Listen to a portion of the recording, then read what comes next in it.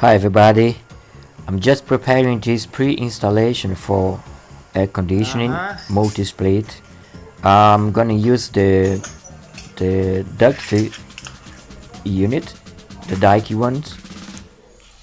It's gonna be a multi-split 4 indoor units and 1 exterior. I'm using this nail fixing for the copper lines, so it's very good machine, super good. I like it.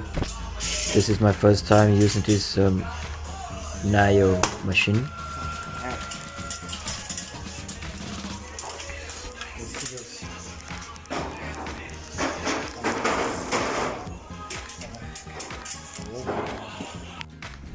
This is for the lounge lines. Here in front of me, I'm gonna put the indoor unit there. This is gonna be like this. When I finish the job, it's gonna be like this picture, not apartment. Subscribe on my channel and wait for the next video, part 2. Finish the job. Alright? Take care.